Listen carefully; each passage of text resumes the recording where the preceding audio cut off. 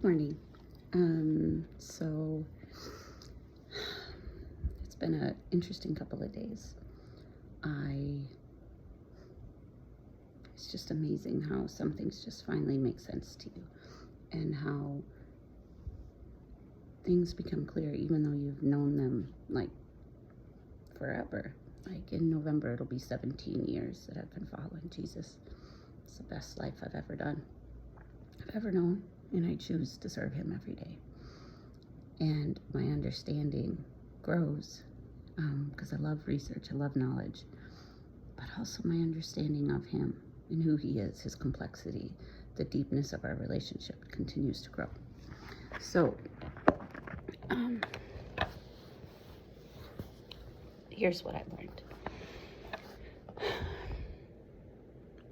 I've been so mad, so frustrated that God didn't just step in and save so that they wouldn't have been able to hurt her. And with that message about Eve choosing to eat, and that she had everything she wanted, but she wanted something that was forbidden, it broke something in me. And it did a lot about choice. It's not like they were forced to do this. They chose to take something that was forbidden, and because they wanted it. It simply was on them. And it helped me so much to understand about free will and choice, since God doesn't have us as a bunch of robots. We always have to choose whether we serve him or not. Otherwise, it wouldn't be worship. It wouldn't be a sacrifice. It would be compulsory. And it changed everything, I guess, maybe because I don't understand why someone would choose to do wrong, why they would choose to hurt, or not care that they're hurting so that they can get what they want. It just seems so foreign to me that I just can't wrap my head around it. Because if I hurt someone's feelings, I lose it, and I can't think about anything else and how much it hurts me. So in Second Thessalonians, it talks about how trials come, and it's an obvious sign, a visible sign that you're on the right track, and that the attacks come because you're following Jesus, you're loving Jesus. And I've heard this before, and it's good. And I was like, okay, well, what does it really mean? It means you've been counted worthy to suffer, to endure difficulties. And then I have this part that says, Maggie, this is a visible sign that you're on the right track. God will recompense what they've done to you. This is promised again. I guess I forgot. I thought he had maybe a stipulation, even though I knew he didn't. I believe that he's true and he doesn't lie. But when he promises that he will recompense for what happened, he means that for me too. I guess I'd been holding it off and thinking it belonged to everybody else, not for me. I was afraid that his promises couldn't be true for me, because what happens if he doesn't come through for me? He just comes through for the other 8 billion people on this planet. Makes a lot of sense, right? Like, why am I so special? And then when I finally let that sink in, I'm like, holy cow, vengeance will come. And it didn't even matter when or what, just the assurance that it'll happen. The wrongs will be righted. I don't know what I was holding on to. I think it was fear that he wouldn't come through. But then I just had to remember his character, who he is, and how he cannot lie. And then I realized that it will happen. So I've been thinking a lot about people when they choose to hurt, when they choose to do bad things. And this is what I have. God already knows what will happen, and that people will become vulgar in their obvious disdain for God and the things of God. God is keeping his hand on things to restrain lawlessness, but he will eventually remove his hand. They will then go hog wild and pig crazy. And this is not because of God's anger, but because some people refuse Jesus. And all this time I've been thinking that he's just sinners in the hands of an angry God. That isn't what it is. He finally stops giving them chances to repent. They don't want to serve or obey him. He just stops sending people to correct their understandings for the truth, and will allow them to just accept those lies to be believed in their hearts and minds, since they don't want purity. And they love living an unrighteous life. And those who choose this life continue. So he just allows them to continue, because otherwise they would be robots. And they wouldn't have free will. And we can't truly worship him unless we worship him with all our heart. So if we were stopped from doing things that we wanted to do, it wouldn't be us. It would be him forcing ourselves. So for all this time, I've been thinking about, where were you? You suck. I'm so mad at you. And even saying those words out loud feels so disrespectful to him. But I try to be real. I try to be honest. And yesterday at church, it was a good sermon, but I think God was speaking to me personally as well. Here's what it says. God gives us choice and ownership in our life. He will not ever force himself on us. He will nudge, guide, whisper what he wants for you, but you will have to choose what you do. It has to be your choice. If you choose to sin and harm, God will allow you to do so, but you are not free to choose your consequences. You choose to fulfill your desire instead of give God glory.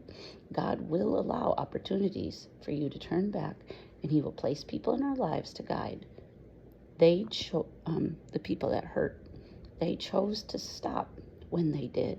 They chose then to place all the blame on my daughter. They chose to refuse to repent and come clean when given multiple opportunities. They rejected truth and embraced justification of their actions. The enemy will twist the word, and he plants lies, and we begin to believe it and see it around us. And these people refused people giving them godly advice when they were not struck dead, and when they first started abusing her, it gave them like encouragement and strength. Since they didn't get punishment, it's almost like they justified and said, God's not against this and it'll be okay. So they got brazen and bold. And so they became stronger in their plight to twist and manipulate. Once they chose to go down this path and refused to repent, God set in action a series of consequences. And these consequences became more and more severe with what was going on. And they got stronger and stronger, the consequences, the more that they walked down this path. There were natural consequences for their choices. There were also spiritual consequences for their choices as well. They chose death of their walk with God. When they felt shame, instead of righting their wrongs, they placed blame on others. They wanted to cover their sins so that they could continue their lifestyle and receive no consequences. You can ignore what you're doing is wrong, but you can't ignore, eventually, it's going to come out. God is pulling more and more life from them as they continue to reject God's righteousness and holiness. They will be uncovered from God's protection. And this seems like the ultimate punishment, because we take so much for granted when we live for God. We don't even realize how many blessings and joyful things he just gives to us. Just, hey, it's called an I love you present. That's what I call it with my girls, at least. Just lots of things, just because he loves us. God placed roadblocks in my path as well to reroute how I was thinking and viewing him in life in general. So he used this opportunity to correct a lot of the false understanding I had of him and how I lived. Check the boxes kind of Christianity. And the more I knew about him, the more I had to complete in order to please him. And he's like, oh, honey, you can't go down this, because I kept learning more and more. And so my walk was becoming more and more legalistic. Even though I didn't want it to be, I didn't know how to change it. So he needed to completely revamp and remold my life. I needed to be broken so that I could start over. I had to have no strength to continue down my path and I had to come to his throne and start all over. The wonderful thing was I had 16 years, 15 years, almost 16, of building up that foundation and that understanding of him, and all those times that I had prayed and cried. So I had a good, deep understanding of his truth and his righteousness. And I'll tell you, I've never been vulnerable before in my life, not like that. And all I can picture when I was writing this yesterday was me in the fetal position, feeling like I was completely uncovered, naked and defenseless, and just begging for help. And Maggie doesn't beg. Maggie doesn't ask for help. Maggie doesn't get vulnerable. And I'm definitely not going to show up any skin. But he needed to completely have me start over, to break me like they do with the lamb that keeps running astray, so that I had to lean on him because there were so many things that needed to be corrected. I had no strength to continue down my path, and I had to come to his throne and start all over. I kept the knowledge of God, but I had to go through spiritual rehabilitation to become strong again. I think of like physical therapy. After you have a bad accident and you have to learn how to walk again. You know how to walk, but your body has to go through the process again. I think that's what he's needed me to do. I would have broke under this insane pressure that I placed on myself with all the have-tos. Because, it used to be where be holy as I am holy. And I'm like, okay, I'll do it. Well, we can never be holy. Not on our own, because we're imperfect people. Really what he wanted was be complete as I am complete. I am whole. I am 100%. So in me, we can become one where you struggle, I can give you the strength. So it's like fractions. And I couldn't get past the thought that it sounded like I needed to just do more in order to be like him. And that's not what he wanted at all.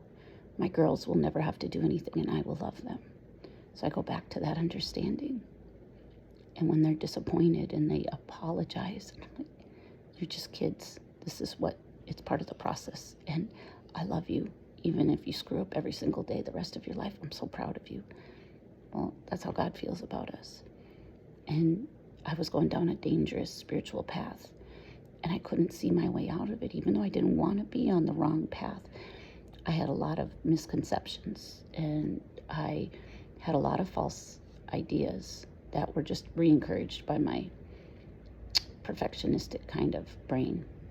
And so he broke me to where I had to start over, like I'd just been in a bad car wreck, maybe like that burn victim, so that I would have to slowly pick up the pieces again. And I had to re-identify myself and who he was and who I am, because you can never earn his love. And I think I was trying to, not on purpose, but with the way that I was raised, I needed to be broken so that I could see him clearly and who he was, and that this isn't a checklist.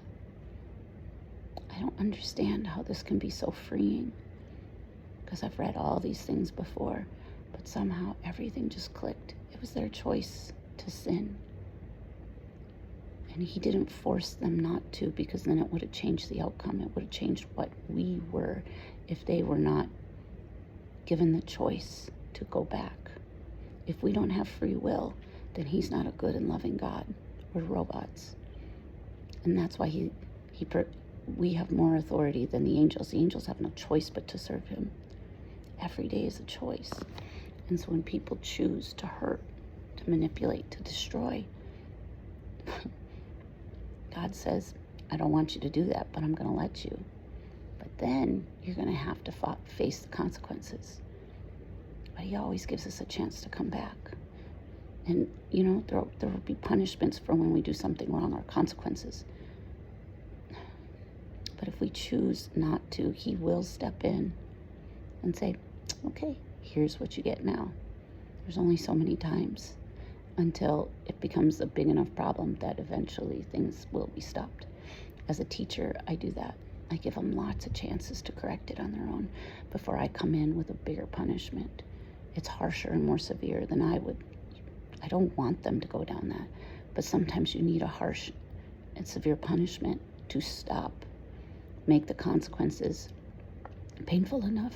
And some people don't. They like doing what they're doing, so they take the consequences. It's so eye-opening. I'm a rule follower, so this is really different for me. People choose to hurt others, and God allows them to do that. But that doesn't mean that He's not loving. It means He loves people so much He gives them the choice whether they're going to follow Him or not.